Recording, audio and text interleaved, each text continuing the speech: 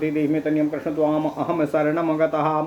अथ श्री वायुपुराण उत्तरार्ध द्वादशोऽध्यायः श्राद्धकल्प। ओम नमः शिवाय। ओम नमः शिवाय। बृहस्पतिरुवाच सौवर्णं राजतं ताम्रं पितॄणां पात्रमुच्यते। रजतं रजताक्तं वा पितॄणां पात्रमुच्यते।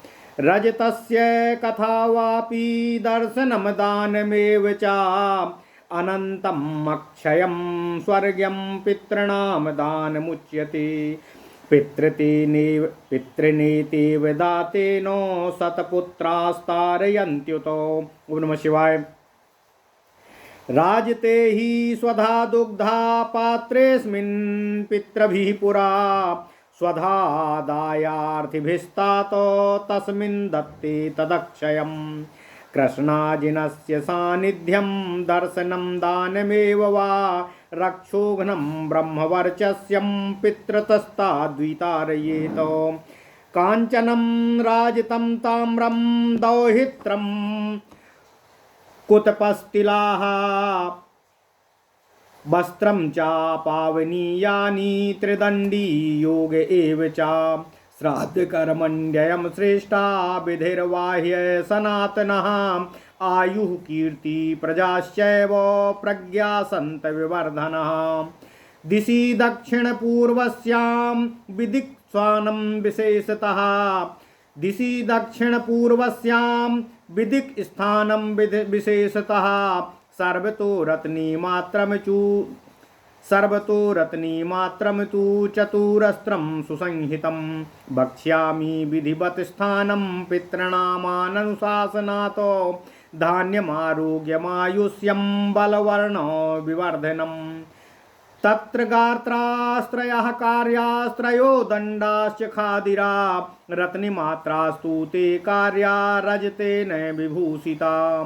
ते वितस्त्वायता कार्याः सर्वतश्चतुरङ्गुलाः। प्राग्दक्षिणमुखान् भूमौ स्थितान् सुशिरास्तथा। अद्भिः पवित्रपूतानि प्लावयेत् सततं शुचिः। पयसा ह्यजगव्येन शोधनम्बरभिरेव तु। तर्पणात् सततं हेयं तृप्तिर्भवति शाश्वती। इह चामुत्र च श्रीमान् सर्वकर्म समन्वितः। एवं त्रिश्रावणस्नातो योऽर्चयेत पितॄन् सदा। यत्नेन विधिवत् सम्यागस्वमेध फलं लभेत। तत् स्थापयेदमावास्यां गर्ते भूचतुरङ्गुले। त्रिसप्तसंज्ञास्ते यस्त्रैलोक्यं धारयेत्ते तु वै। यस्य पुष्टिरथैश्वर्यमायुः सन्ततिरेव च। विचित्रा भजते लक्ष्मीर्मोक्षं च लभते क्रमात्। पापापहं पावनीयमश्वमेव फलं तथा। अश्वमेधफलं ह्येतद्विजय सत्कृत्य पूजितम्। मन्त्रं वाक्ष्याम्यहं तस्मादमृतं ब्रह्मो निर्मितं। देवताभ्यः पितृभ्यश्च महायोगिभ्य एव च।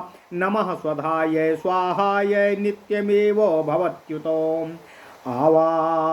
आद्यावसाने श्राद्धस्य त्रिरावर्तं जपेत् सदा। पिण्डनिर्वापणे चैव जपेदेतात् समाहितः। पितॄणः क्षिप्रमायान्ति राक्षसा प्रद्रवन्ति च। पितृस्त्रिषु लोकेषु मन्त्रोऽयं तारयत्सुता। पितृत्रिषु लोकेषु मन्त्रोऽयं तारयत्युत।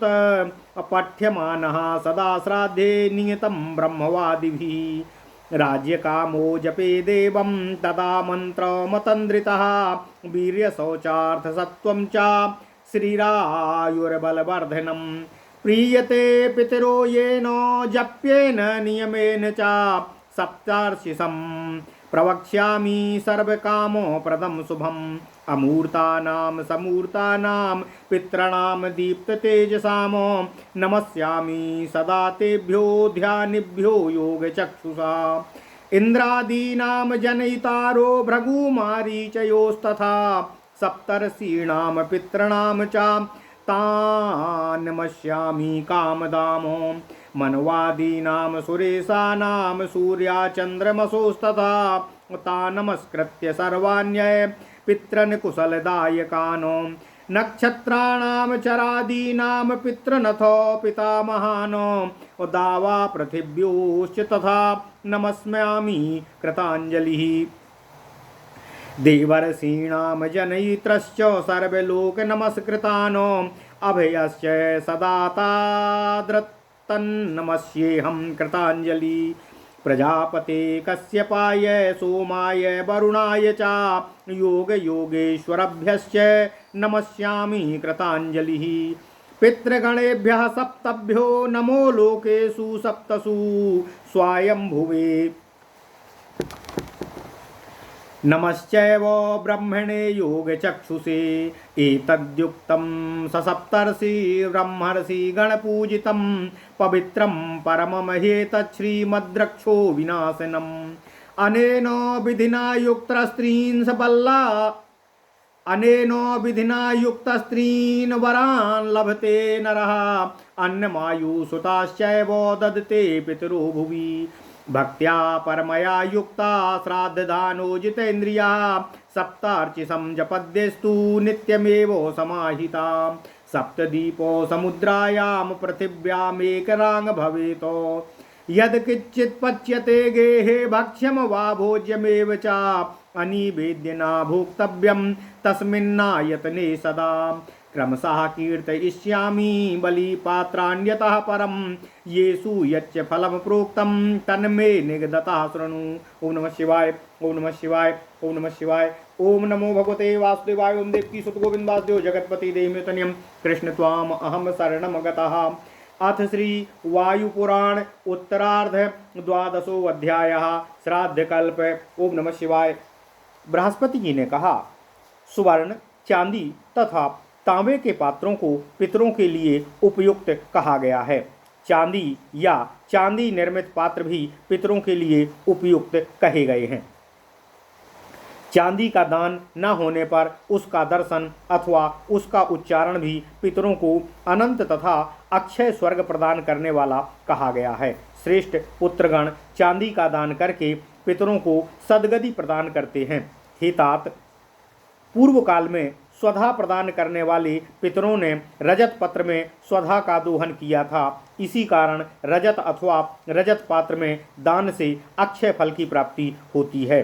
कृष्ण मृगचर्म का सानिध्य दर्शन अथवा उसका दान राक्षसों का संहारक तथा ब्रह्म तेज प्रदान करने वाला होता है।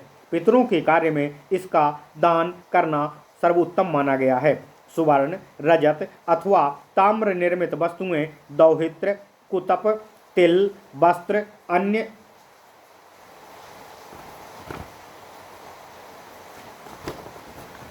अन्य पवित्र वस्तुएं, त्रिदंडी योग, इन सब को श्रेष्ठ कहा गया है। श्राद्ध कर्म की यह सर्वोत्तम विधि सदा से प्रचलित है। यह बाह्य विधि है। इन सब वस्तुओं द्वारा विधि पूर्वक किया गया श्राद्ध कर्म श्राद्धकर्ता की आयु, कीर्ति, प्रजा, बुद्धि तथा संतति आदि की वृद्धि करने वाला होता है। दक्षिण तथा पूर्व दिशा में विशेषकर कोण में श्राद्ध कर्म का विधान है।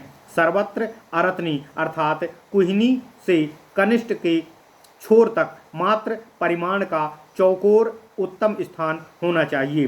शास्त्रों के आदेशानुसार पितर कार्य के लिए निश्चित स्थान के विषय में विधिवत मैं आपको बता रहा हूँ, जो धन, आरोग्य, आयु, बल प्रदायक तथा वर्ण की वृद्धि करने वाला है। पितरों के योग्य श्राद्ध स्थल में 3 गड्ढे बनाना चाहिए, जो परिमाण में रत्नी मात्र अर्थात मुट्ठी बंधे हाथ की लंबाई के बराबर हों, लंबे तथा चांदी से अलंकृत हों। खादिर अर्थात खैर के एक बलिष्ठ लंबे डंडे हों, जिसके चारों ओर 4 अंगुल मान से बेष्ठन बने हों।